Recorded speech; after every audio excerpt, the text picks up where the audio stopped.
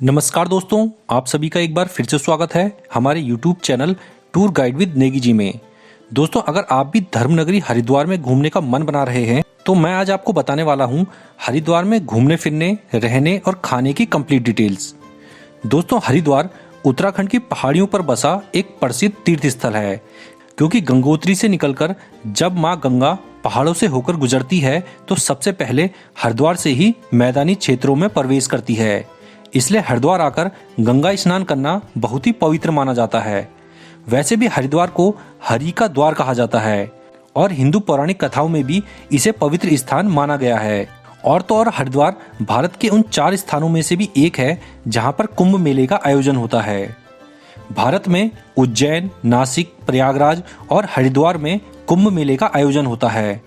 तो चलिए फिर जानते हैं हरिद्वार में घूमने की सभी जानकारियों को।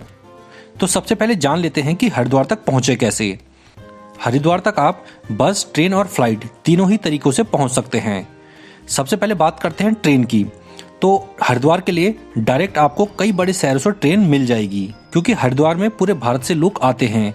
इसलिए अगर आप ट्रेन से आना चाहते हैं तो हरिद्वार तक आपको डायरेक्ट ट्रेन कई शहरों से मिल जाएगी। अगर आपको हरिद्वार तक डायरेक्ट ट्रेन नहीं मिलती है तो सबसे पहले दिल्ली आ जाइए और दिल्ली से आपको कई सारी ट्रेनें हरिद्वार के लिए मिल जाएंगी। इसके बाद आप बात करते हैं बस की। तो बसें भी कई बड़े शहरों से डायरेक्ट हरिद्वार के लिए चलती हैं, जिससे आप हरिद्वार तक पहुंच सकते हैं। हरिद्वार का जो बस अड्डा है और रेलवे स्टेशन है, ये दोनों ही आमने सामने हैं।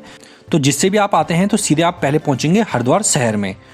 और अगर आप बात की जाए फ्लाइट की, तो फ्लाइट से अगर आप आना चाहते हैं तो इसका जो सबसे नज़दीकी एयरपोर्ट है वो है देहरादून एयरपोर्ट।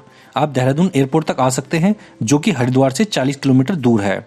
तो इन तीनों तरीकों से आप पहुंच सकते हैं हरिद्वार। और अगर आप अपनी गाड़ी से आना चाहते हैं तो अपनी गाड़ी से भी आप हरिद्वार आ सकते हैं। हरिद्वार में गाड़ी पार्किंग के लिए कई सारी पार्किंग है, तो आप वहां पे आके अपनी गाड़ी को पार्क कर सकते हैं। इसमें एक पार्किंग तो चंडी घाट के पास ही आपको मिल जाएगी और दूसरी पार्किंग हर की पैड़ी में बनी हुई है, जिसमें आप अपनी गाड़ी को पार्क कर सकते हैं। अब बात करते हैं कि हरिद्वार में आप रुके कहाँ पर। तो हरिद्वार में रुकने के लिए आपको कई सारी धर्मशालाएं, आश्रम और होटल्स मिल जाएंगे। जिस समय कोई खास त्यौहार होता है या स्नान होता है, उस समय धर्मशालाएं और आश्रम, इनके कमरे पूरी तरह से भर जाते हैं। वैसे तो जो यहाँ पे धर्मशालाओं का चार्जेस है वो 200 रुपये से लेकर 500 रुपये तक का रहता है। इसके अलावा कई सारे प्राइवेट होटल्स भी हैं। हरिद्वार में सस्ते से लेकर महंगे सभी प्रकार के आपको होटल भी मिल जाएंगे।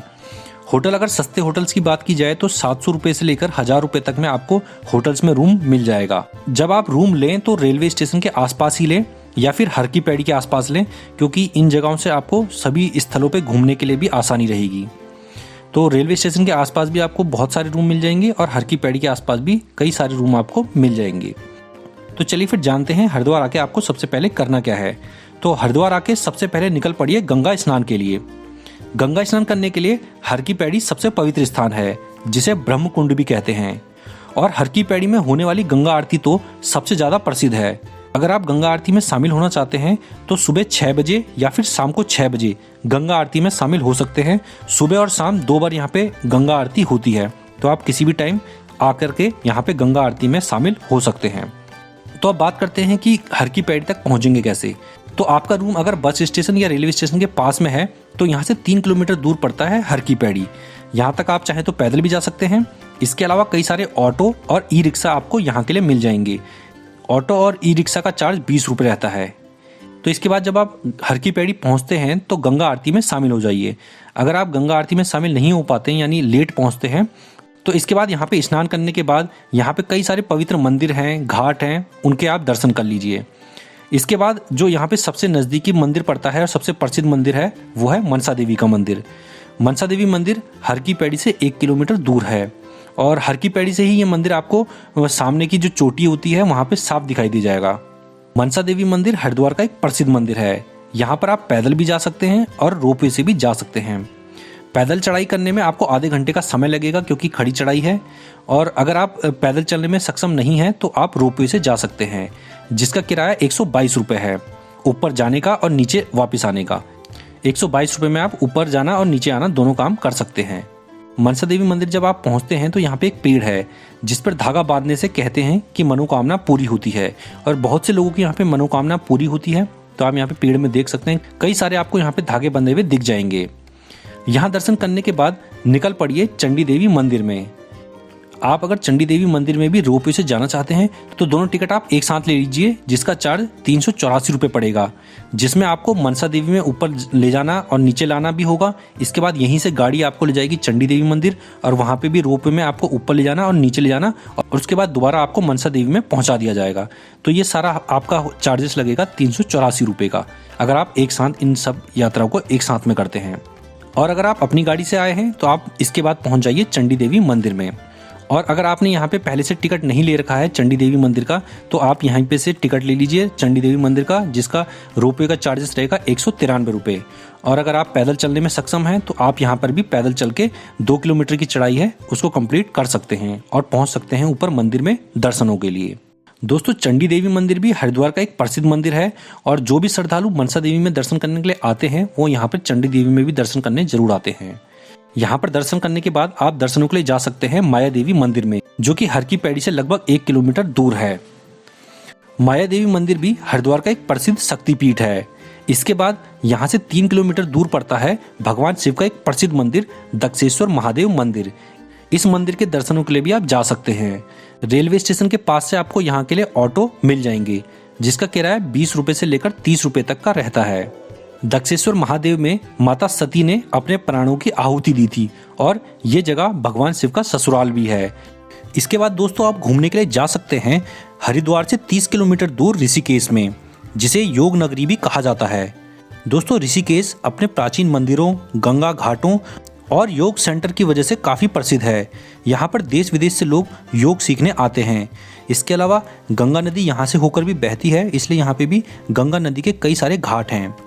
तो दोस्तों, हरिद्वार से ऋषिकेश के लिए बस भी चलती हैं और ऑटो भी चलते हैं, जिसका किराया है लगभग 50 रुपये। तो आप ऑटो से भी जा सकते हैं और बस से भी जा सकते हैं।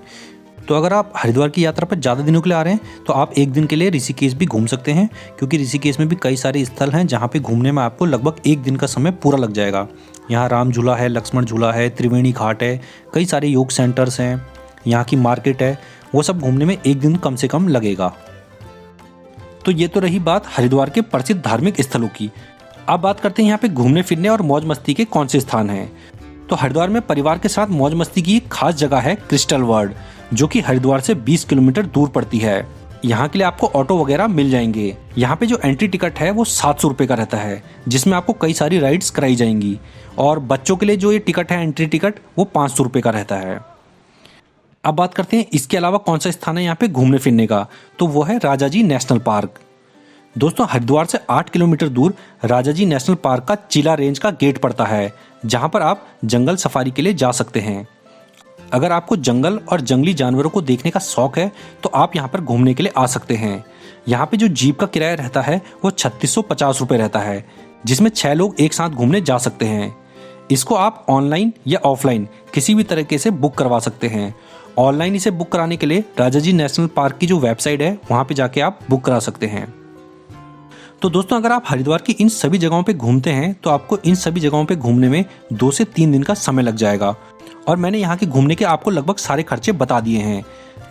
ये खर्चे आपके घूमने और रहने के हिसाब से घट बढ़ सकते हैं, यानी अगर आप जितने ज़्यादा स्थानों पर घूमते हैं और जितने ज़्यादा दिन रहते हैं उस हिसाब से आपके खर्चे घट और बढ़ जाएंगे। इसके अलावा अगर हरिद्वार में खाने की बात की जाए तो हरिद्वार में आपको जो नॉर्मल थाली पड़ती है वो 50 रुपये से लेकर 150 रुपये तक की थाली आपको मिल जाएगी। इस तरह से आप हरिद्वार में घूमने की प्लानिंग कर सकते हैं। तो आशा करता हूँ हरिद्वार की आपको कंप्लीट डिटेल्स मिल गई होगी। अगर इसके अलावा भी कुछ पूछना चाहते हैं तो आप हमें नीचे कमेंट्स करके पूछ सकते हैं। दोस्तों, हमारा ये वीडियो आप लोगों को अगर पसंद आया हो तो हमारे इस वीडियो को लाइक और शेयर भी जरूर करें।